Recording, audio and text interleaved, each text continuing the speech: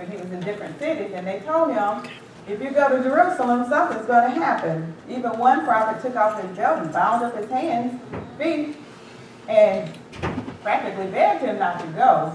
But Paul, being who Paul is, decided that he would go anyway. And so now we're finding ourselves in the book of Acts, chapter 21, and by way of review, somebody please read verse number 23 and 24.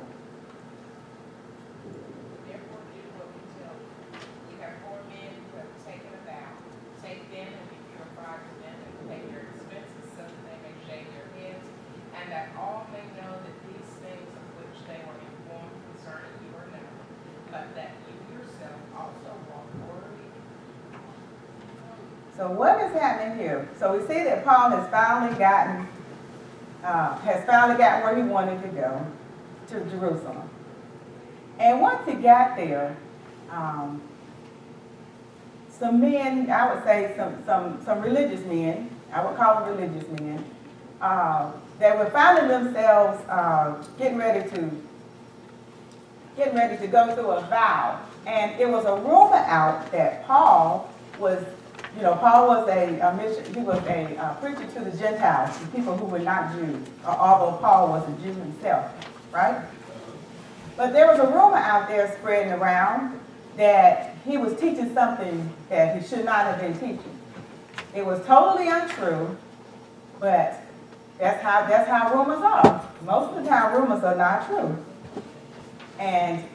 But anyway, there was a rumor out there that he was teaching some things that were not supposed to be. And in order for Paul to prove, kind of so to speak, that he was truly a Jew and he kept up with the Mosaic law, with the laws that God gave Moses, he was asked to participate in a vow, which was shaving of the head and paying some money out for these men not to shave their head, but that was part of the ritual, part of the traditional thing that these Jews did in this vow ceremony. They wanted Paul, these men, and if we had gone back a little bit further, we said they came up with a scheme. And a scheme is, to me, it sounds like a trick to me. That's what their word means to me, a scheme. They came up with a device. They wanted Paul to prove, now, Paul, we heard that you was out there teaching something to the Gentiles, and you know you're a Jew. We want to know how connected you are really with us. Are you really, really, really keeping up your Jewish traditions or not? We want you to, I'm paraphrasing. We want you to participate in this particular vow with these 4 men because we want you to look good for the Jews, but we don't want you to step over the line for the Gentiles. What they said was that Paul was out there teaching that, of course, Christ, him dying and rising again, that's all anybody needed to become saved. And that's true, right? Amen. And in the temples back then, there was inside the sanctuary, so to speak, there was a wall that divided the Gentiles were allowed to come inside a certain part of the temples, but there was a partition that they couldn't go over. And the rumor was that Paul allowed some Gentile to go over that partition over there where all the Jews were. So that was really the rumor that was going around, but that was totally untrue. And we'll find out later that it was totally untrue. So this scheme was they wanted Paul to participate in this vow. So the vow was to shave the heads. And in verse number 25, let's read number 25 and then we'll talk about that. But concerning the Gentiles who believe, we have written and decided that they should observe no such thing, except that they should keep themselves from things offered to idols, from blood, from things strangled, and from sexual immorality. Right. Thank you. And so the council had decided, okay, then the Gentiles who do believe, we're going to accept them. And this is what we've all decided that this is acceptable to us, and we've written it down in our little laws and everything. We have written and decided that they should observe no such things. In other words, they didn't have to observe the Jewish traditions, except that they should keep from things that are offered to idols, from blood. And you know, we remember in the Old Testament there was a lot written about animal sacrifice and blood and what you should do and not do with blood and with idols, and from things strangled and from sexual immorality. So the commentator says, the Jerusalem brethren advised Paul that no rules needed to be imposed on the Gentile believers other than those that were proposed by the council in Jerusalem. So that's what I just said. So there was a set of rules for the Gentiles, but the question is, which of the above plagues America? Are there a certain set of rules that are for just Christians or just unbelievers, or can we mix it all together, or can we pick and choose what we want to?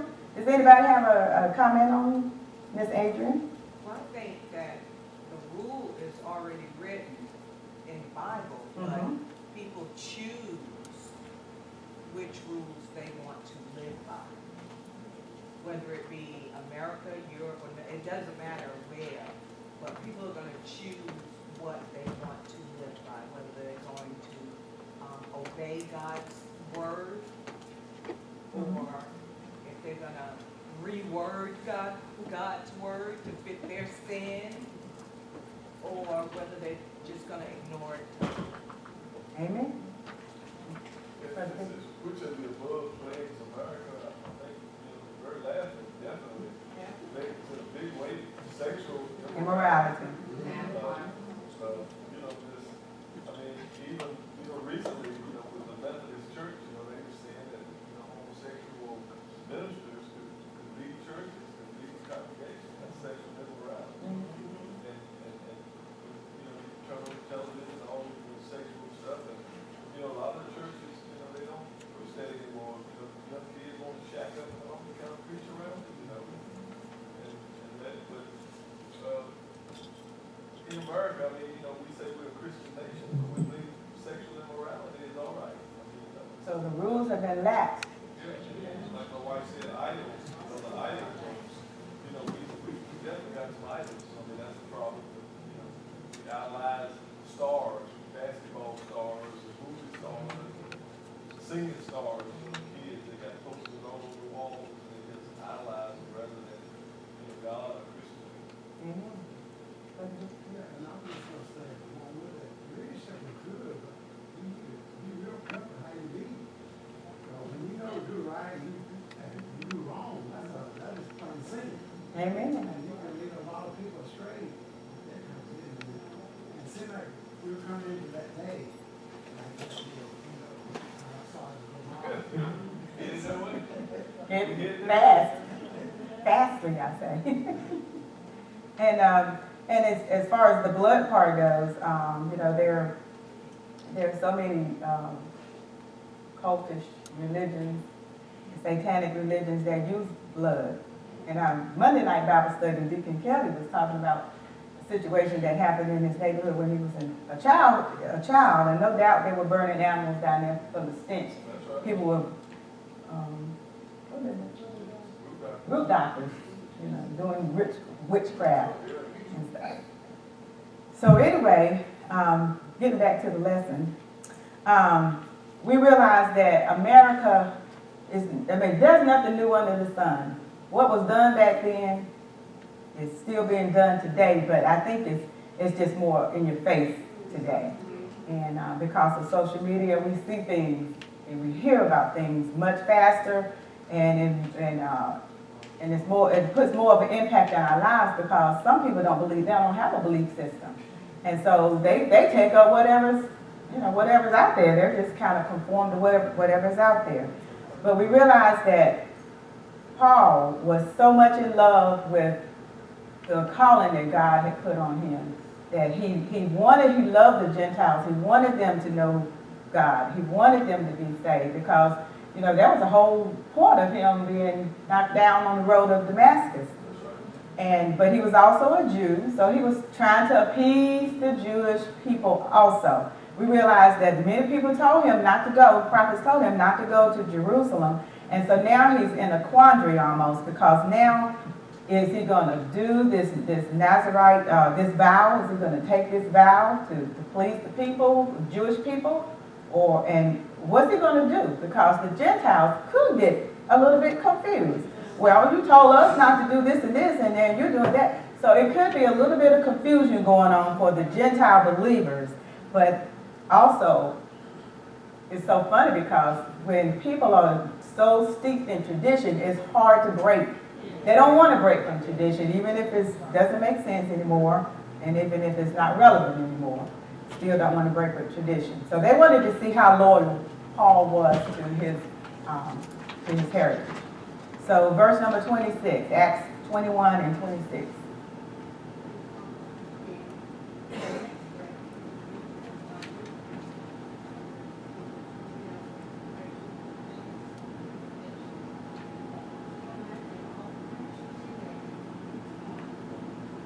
So we realized that Paul, he went ahead and did it. It was no indication that he shouldn't do it. He was still a Jew. He could still practice his Jewish tradition. And that's pretty much all it was. He was practicing his right to be a Jew. And so he went ahead and took the vow with the men. He shaved his head, he did whatever, and he paid the vow. And so he just went ahead and did it. And so the commentator says, the steps taken by Paul are not clear to us today. Many commentators think this was the Nazarite vow. But even if this were the case, we still do not understand the various steps in the ceremony as described in this section. Because, I guess it wasn't really important for us to know every little thing that he did concerning this particular vow. The whole point was that it was okay for him to do it because he was a Jew and he was not harming. He wasn't going against his Jewish tradition, but it could have caused a problem. We're going to see what kind of problem that it did cause in just a few minutes. And like we said before, if he had never gone to Jerusalem, he would not have been in this quandary. So Paul's arrest and trials, Acts 21 and 27.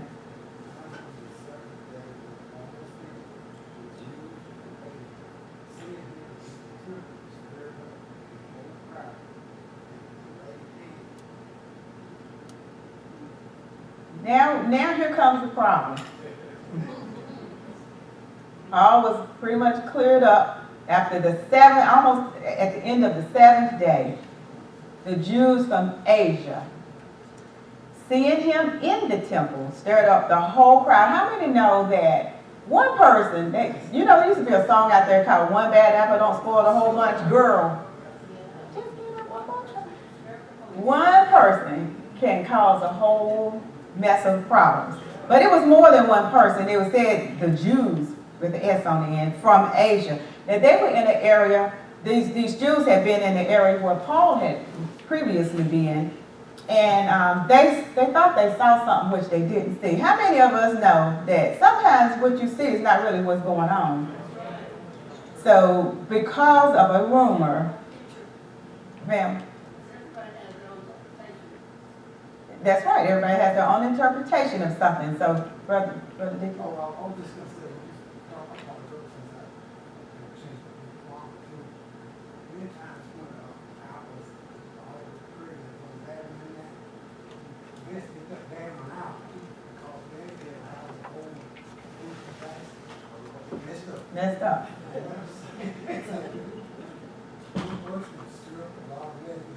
Yes. Absolutely. And so they seen him in the temple. Now, just seeing if he had been outside the temple, would they have gotten that upset? That makes me wonder that. They stirred up the whole crowd and laid hands on him. And so they didn't just stir up a stink or a mess or almost a riot. They actually put their hands on him. And what were they going to do with him and why? So we're going to find this out in the next verse. 28.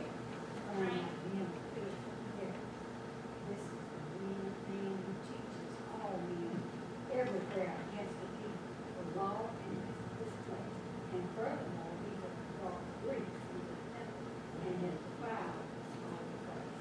this holy place. Yes, ma'am.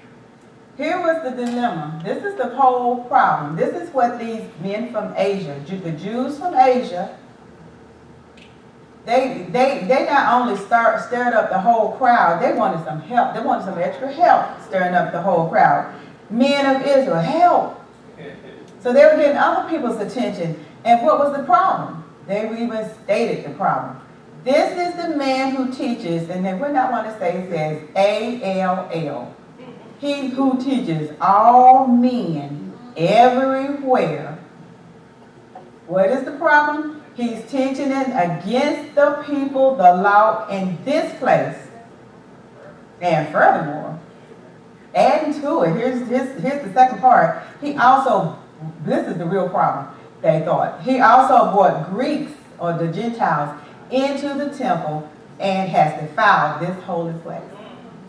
This is what these Jews from Asia was laying hands on Paul to grab him, and they were just taking matters into their own hands.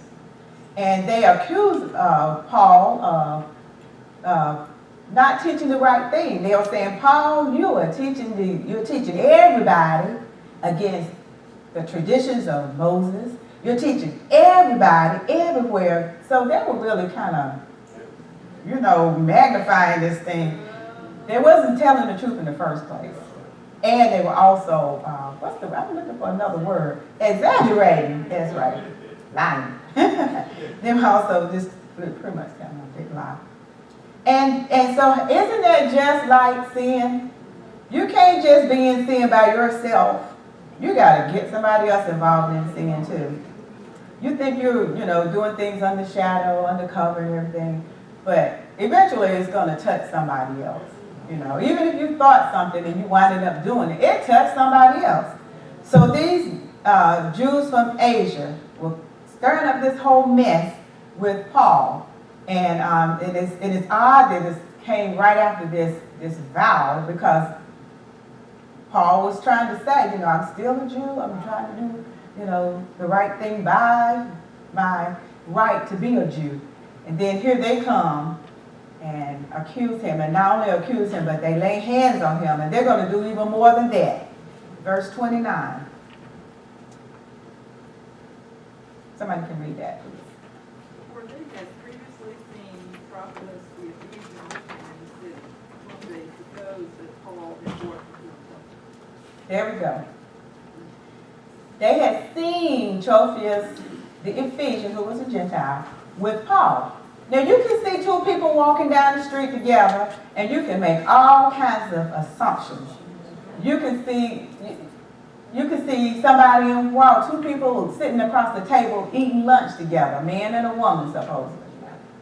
Oh, that's so-and-so and so's husband right there. What are they doing with that woman? Just making an assumption. And this is what these men were doing, have done. They made an assumption. And so they thought that because they had seen Paul in the city with this Gentile Ephesian, Trophimus, they thought that Paul had brought this man into the temple, into not just the part of where the Gentiles could go, but the other part where only the Jews could go. So that was the whole problem. And they were making this whole thing up. They were assuming that they saw what they didn't see. They were just making an assumption. And so just because they thought it amongst themselves, now they've got a whole crowd of people believing the same thing that they think. So our commentator says, when the 7 days of the vow were almost ended, Paul's attempt to pacify the Jews proved futile. When some of the unbelieving Jews from proconsular Asia saw him in the temple, they incited a riot against him. Not only did they charge him with teachings that were contrary to the Jewish people and to the law, but they also accused him of defiling the temple by taking Gentiles into the inner courts. What actually happened was this, and here comes the real story. They had previously seen Paul with Trophimus in the city of Jerusalem. Trophimus was a Gentile convert from Ephesus. Because they had saw them together, They supposed that Paul had taken his Gentile friend into the inner courts of the temple. They didn't care anything about whether this Trophimus, whether he believed God, loved God, cared about God. All they cared about was that he did not enter into the inner courts of that temple. Now, how many, that's just like we can be sometimes. If somebody comes in and they have a little bit different flair about how they do things or act, we assume certain things. And if we're honest with each other, we do assume certain things. You may not tell anybody else, but you might think it. But how awful it is to make assumptions about things that you don't know anything about. They didn't ask Paul who was Trophimus. They didn't care anything about who Trophimus was. All they cared about was whether or not he took this Gentile person into the inner courts and that he defiled the holy temple, the temple that was supposed to be holy to them. They didn't care about him. So we have to be careful when we are dealing with our new converts, old converts, just each other in particular. When we see each other doing things, saying things, or whatever, try to find out what's going on first. Don't make an assumption about something and just run with it and go, that song says, go run and tell that. Sometimes you could be telling the wrong thing and assuming the wrong thing and getting ourselves into sin just because of what we think we saw, what we think we know. And Paul was innocent. Paul loved, he loved people. He loved the Jews and he loved the Gentiles. And he wanted them to know who God is. He wanted them to have a relationship with God. And what these men were purporting was totally untrue. But because of their assumption, because they had the ability to incite a riot, not just a commotion, I'm talking about a riot. It said a riot. Didn't it say riot? It said a riot. Nowadays, if you're going to have a riot, then, present day, people burn stuff. They knock out windows. I don't know if they had windows back then, but, a riot, if they didn't have anything but stone buildings, they just beat each other up. So they incited a riot. And Paul was the focus of this riot. So in verse number 30, and all the city was disturbed, and the people ran together, seized Paul, and dragged him out of the temple, and immediately the doors were shut. Okay. What door was shut? What door was shut? The door of the temple. Why do you think that the people that were inside the temple, didn't they care about Paul? They pushed him on out there, threw him out to the wolves, so to speak. And they shut the door behind him. How smart is that? When we see another brethren in trouble, or sister in trouble, what are we going to do? Are we going to help them out? Or are we going to do like these people did, shut the door and run the other way? You got to think about, be smart. Think about what's going on. If you see your brethren in trouble, what are you going to help? Or are you going to add to the problem? That's what I want to know. What are you going to do? So, but anyway, regardless, the whole city was disturbed. How in the world can you get a whole city incited into a riot? A whole city now. What if all of Greensboro went into a riot mode? Ooh, that's beyond my mind. And the people, they were rioting, and people ran, they were running here and there. Some of these people didn't even know what they were rioting about. But they did one thing, they knew one thing, that one person was the focus, and they said, what did they do? They seized Paul. So he was the spotlight person right at this point. And they not only seized him, they grabbed him, they dragged him out of the temple. And so the people that were inside the temple didn't want to have anything to do with it. They shut the door. Let us not be that kind of person. That when we see our brethren in trouble, that we're going to go turn the other way, look the other way, or even shut the door. Yes, sir. That's the way it works out when trouble starts. Somebody, they trumped up some charges against Paul and whatnot. And obviously there were some people that liked Paul, because he had been teaching good. And, things get started and say, did you hear about Paul? Yeah, Paul's a good man. Oh, no, he told all these lies and he did all this. You sure? Yeah, sir. I can hear it on good authority. And then, people turn you down. They start to turn you down because Paul had followers. Mm-hmm. But these people that were telling these lies and stuff like that, they talked it down. They got a big rumor started. And Paul was terrible. He was doing all this other stuff. And even the people that were behind him, it seemed like some of them started to wonder and whatnot. Mm-hmm. Yes, exactly. And Paul, true, it was a unbelieving Jews. These were unbelieving Jews, unbelievers that was really after Paul. They didn't like what he was, they just didn't want to believe. They had no reason that they wanted to believe. They just did not want to. Their hearts were hardened against what Paul was teaching about Christ, because they just didn't want to get out of their own traditions. They were stuck on themselves, and they didn't want to they just wanted to just follow the law and the traditions of the Jews. They didn't want to have a relationship with the living God. So that's how deep sin can run. Anybody else have any comments, questions? And so somebody read that commentator's paragraph right there. Although the charge was obviously false, it served its purpose. All the city was thrown into an uproar. The mob seized Paul and dragged him out of the temple area, closing the gates of the inner courts behind them. Is there The any? mob seized Paul and dragged him out of the temple area, closing the gates of the inner courts behind them.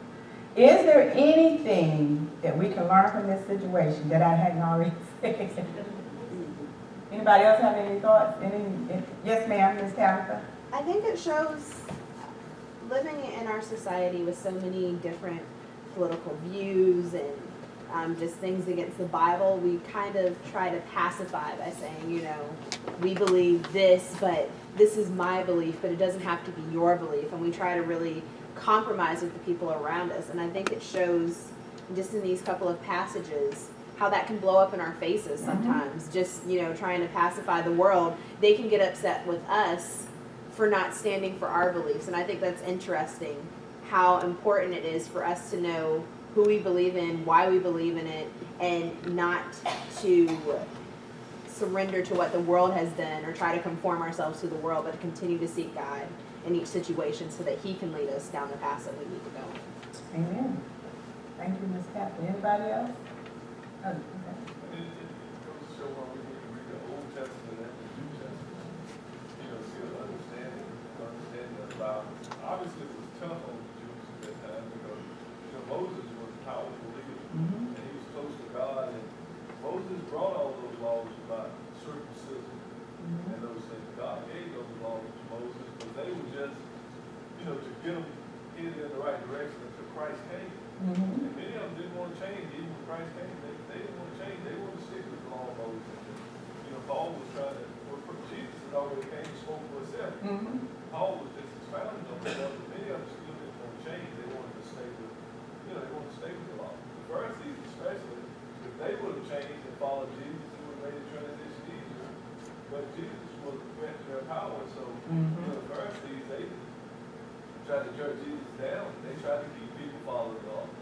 Now, isn't that just, you said something that was interesting, that just as we see Paul has these trumped up charges against him, there's someone else who had come before Paul who had trumped up charges against him, and they put him to death because of it, and it's Jesus. So throughout this whole section in here, we're going to see some things that are just similar to what Jesus went through. Similarities, thank you. The similarities. Ms. Barbara? And also, this teaches us that we have to be very careful to see something that looks a certain way. And unless you're there and in it, you can cause a huge problem with your families or something you see. That's right. And you go back and tell, and it's nothing like what you thought it was. But just because you saw it, and you didn't see the whole picture or weren't a part of it, so now that you go back and spread that, and then you cause all kinds of problems for other people, like tear families apart.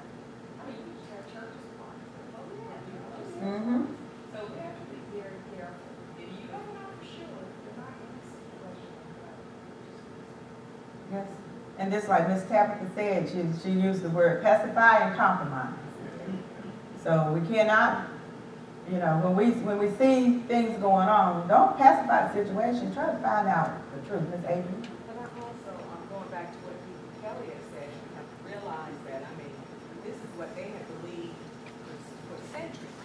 And, I mean, the Jews are very attached to their history. And so to change them because you remember, they didn't believe in Jesus. There was so many that didn't believe in Jesus. So they didn't see a reason to follow the way, as it was called, you know. And so to just take your belief, something that they had held on to for that long, and all of a sudden say, okay, we're going to do it this way now. You know, I look from both ends. I mean, we know who Jesus is. But at that time, they are instilled in the Old Testament. And that's what many of them still, you know, they are holding on to the Torah. So to just come in and and for Paul to come in and, you know, placate and try to make everybody happy on both sides, you know, I would not have been a part of it, but I can certainly see their trepidation and their fear, because a lot of times riots began by fear. You're afraid of what you don't know. And so that's where I think this all, you know. That's what we're going down. Miss Edie?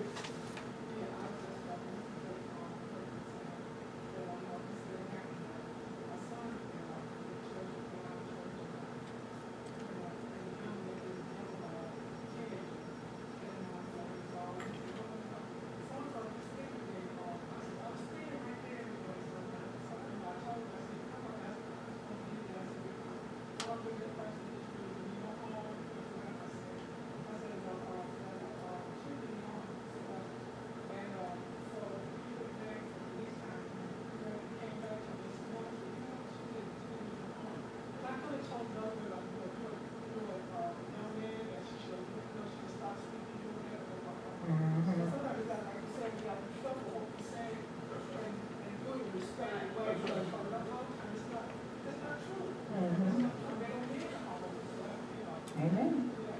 Amen. Yeah. Vicky?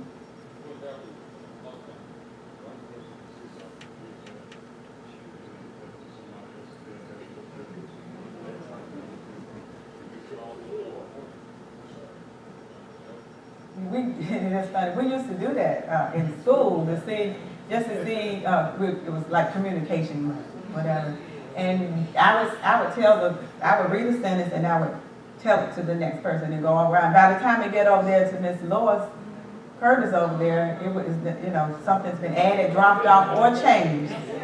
So Deacon is right. So, you know, what these people saw, it was not what really was. And that was the whole crux. And the whole point is they were non-believing Jews and they would take anything to continue their non-belief.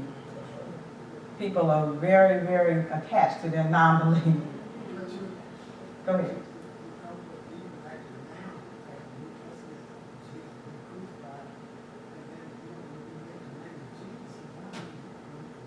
A problem. That's right. Jesus was among them. In Acts 21 and 31, let's go ahead and read that. So we can move on.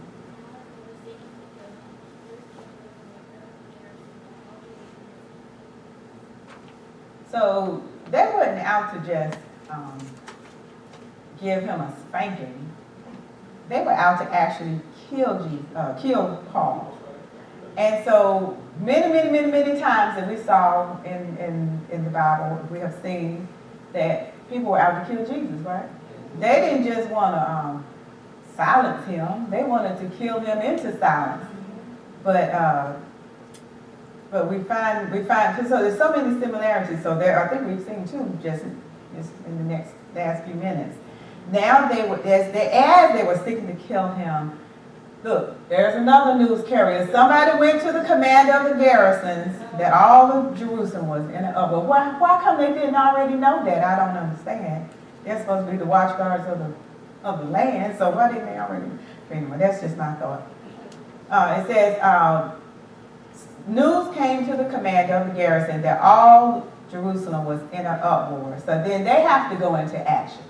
So now it's not only just the common day people and the non-believers and Paul right in the middle of it. Now the commanders and the soldiers are coming out. Acts 32. You see how this thing is growing? But you can see, you know, the commander and the garrison, they kind of like police. You know, something happened in a certain part of town, and somebody don't call the police. They don't know. And so, you know, Yeah, they have phones. They all around Greensboro, somebody got a call. That's what happened. Somebody called the commander, look, Jerusalem's in an uproar. Y'all need to come and see about things. Y'all need to come, you know, put your flag down and get this work out before something bad happens. Right. Anybody else got a comment? Okay, let's move on to 32.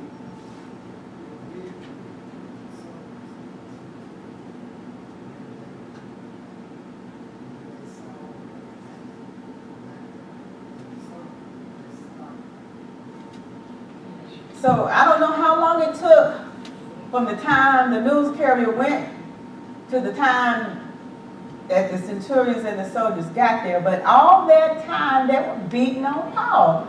Paul is a tough man, I'm telling you, and just to think he was just human just like us. But he knew that he was called to suffer, and he did it. And they beat him all that time. That's a long time. That sounds saying to me like they might have been a while, you know. 5 seconds is a while for me.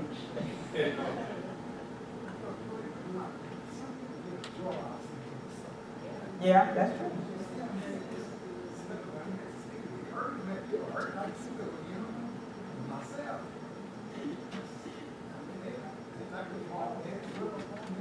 And then anger incites anger, and it's just a vicious cycle. It's a cycle. And so, but you know, when they saw basically the cops come, they stopped beating Paul. They stopped beating them. I mean, we're laughing and stuff, but what's going to cause you to stop participating in your sin? The sight of some soldiers stopped these guys from beating Paul. But what's going to stop you from your sinning and from your carrying on? But anyway, they stopped because they probably wanted them to arrest Paul. So they stopped so they could have an opportunity to see this happen. But we're going to see how God, even though Paul wasn't supposed to have been in Jerusalem, God is in control of everything. And so he can turn something that seems so horribly wrong, and Paul may have made a bad judgment call there because he was so determined to get to Jerusalem. And look where he is right now. He's been beat to a pulp by a bunch of people that saw something that wasn't even true. And so now the commanders and the soldiers are out there, and verse 33, somebody can read that. Then the commander came near and took him and commanded him to be bound with 2 chains. And he asked who he was and what he had done. Isn't it interesting that Paul had been beat for a little while? I don't know how long the little while was. But why was he having to be bound? I mean, a hurt man. Why was he bound up with 2 chains? What was he going to do? It wasn't like he was going to, like Superman, he was going to break out of these chains. But anyway, I think it was to show authority. That's what I think.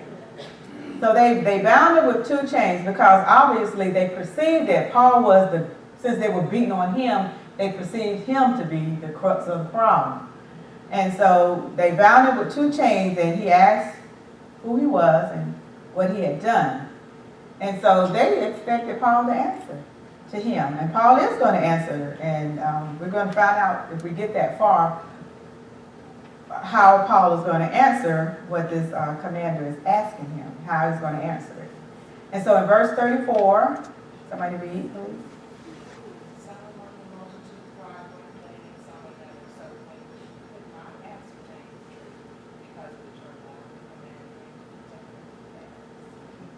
So the commander couldn't get, that's just like when the police roll up on a situation and they can't get heads or tails what's going on. Some people said one thing, some people said another. He couldn't discern what was going on. And so the easiest thing for him to do was to get Paul away from the crowd. And so, so he commanded him to be taken to the barracks. And so that's where, so now Paul is being arrested for something that he didn't even do because of people who saw something that wasn't even true. So again, saints, let's not assume things. Go to the source and try to find out the truth, or at least make an effort to try to find out some truth. So as Paul was in the middle of his turmoil in a city where he should not have been, he was warned not to go in the first place. Now he comes to be arrested, and he's being taken to the barracks. And, you know, this is bad enough. He's misunderstood, been lied on, and now he's being imprisoned. And so doesn't that seem like similar things that happen to Jesus? All the time. And so now he's being taken to the barracks because the commanders, at least they were smart enough to try to get him away from the source of all the anger. And maybe that would diffuse the people. But Paul was, he was man enough to handle himself. And so in verse 35,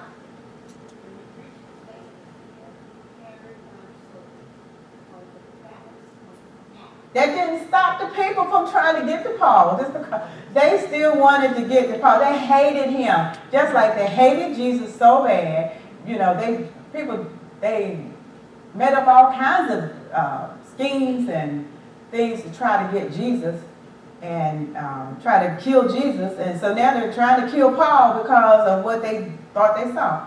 And so the soldiers had to take him away, carry him away.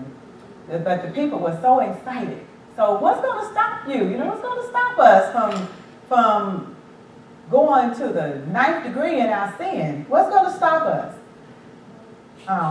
So they were all enthralled in this battle to get Paul. But in a sense, this is the mercy of God right here. If you want to really be truthful, this is the mercy of God. Right in this sentence right here, when they got ready to take him to the barracks. In verse 36, somebody read 36 real quick. For the multitude of people followed after, crying, "Away with him." Who does that sound like? Crucify him, crucify him. Sounds like Jesus, right? It says for the multitude, that means that most of the people that was there rioting, causing ruckus, they did not want Paul to be alive. And they were just shouting out, take him away with him, do whatever they got to do. They were hoping that he was going to be in prison and killed or whatever, beheaded, whatever. Beheaded like John the Baptist or whatever. Yes, sir.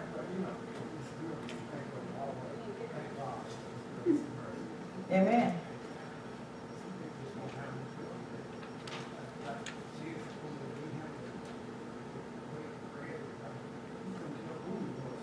Yeah, that's right. He was unrecognizable as a man.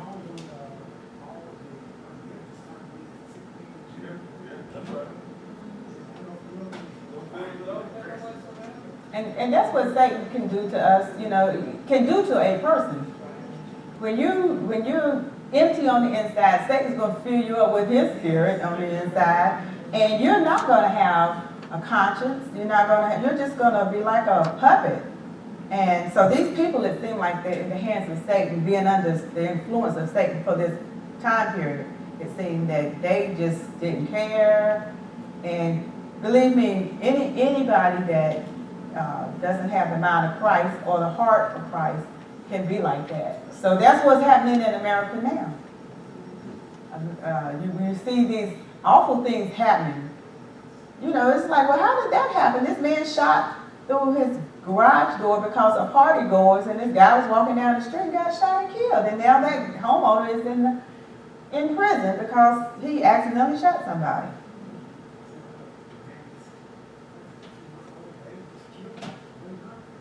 So we see Satan at work even this day. So in verse number 37, Then as Paul was about to be led into the barracks, he said to the commander, "May I speak to you?" He replied, "Can you speak Greek?"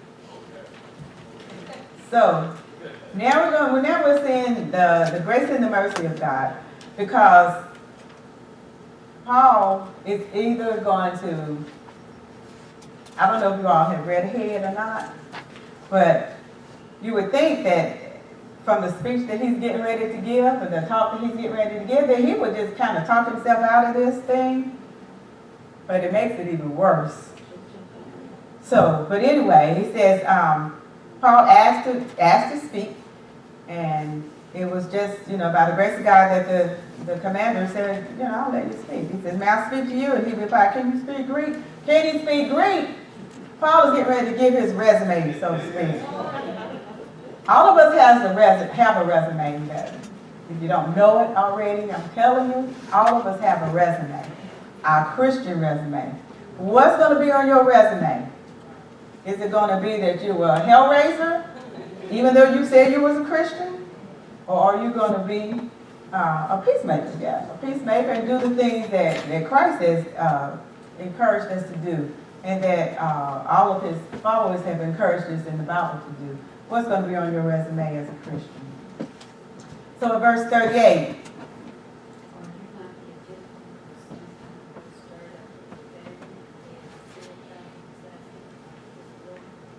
so even this commander has gotten Paul all mixed up, all wrong. He didn't know who Paul was, really. If he thought Paul was some Egyptian, he didn't even know who Paul was. So he may not have even heard who Paul was. So I'm just saying he didn't know, because he asked, "Are you not the Egyptian?" And then he even said what the Egyptian did, who some time ago stirred up a rebellion and led the 4,000 assassins out into the wilderness. So he didn't know who Paul was, but Paul was getting ready to set him straight about who he is. You can read that commentary. Yes, sir, I'm sorry. Also, you got to remember, Paul had Greek citizenship. Yes. So Paul was familiar with the Greek and the Greek language. Right. So, and then too, for the centurion or the officer to mistaken Paul for an Egyptian, then we see as he was in the temple, there was probably a difference in complexion.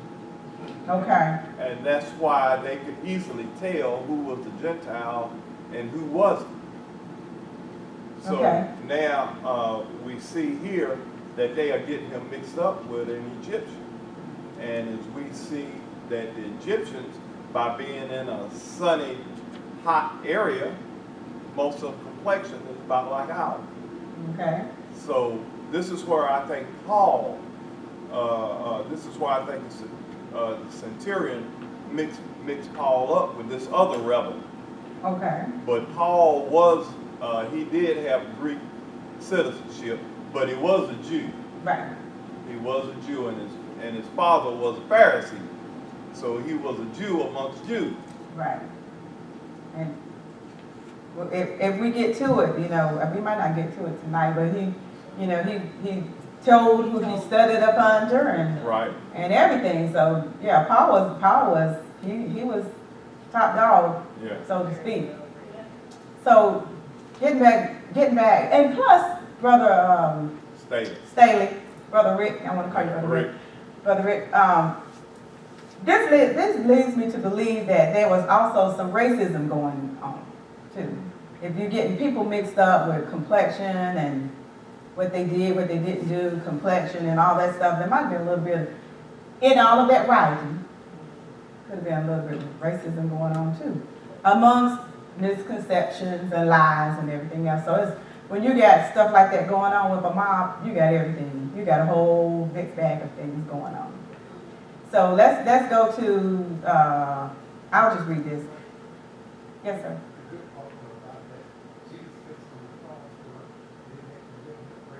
Amen. That's right.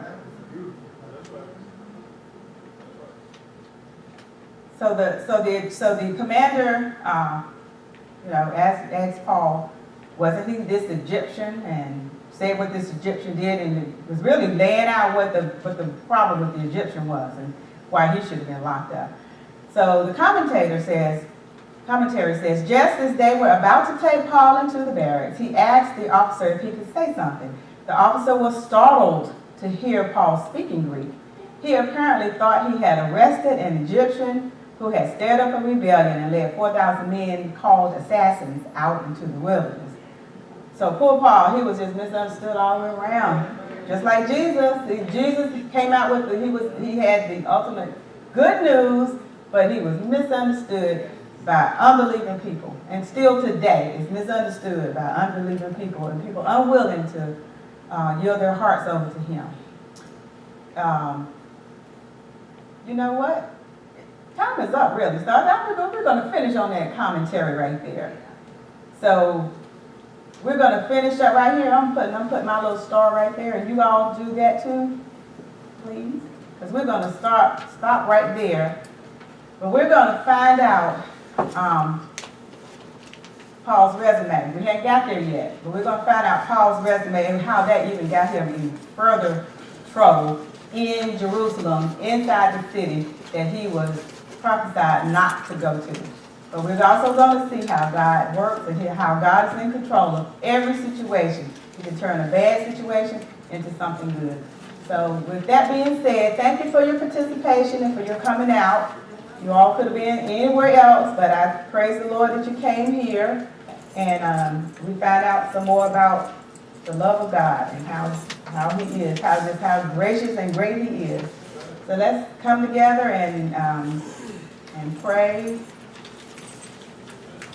And I thank you again.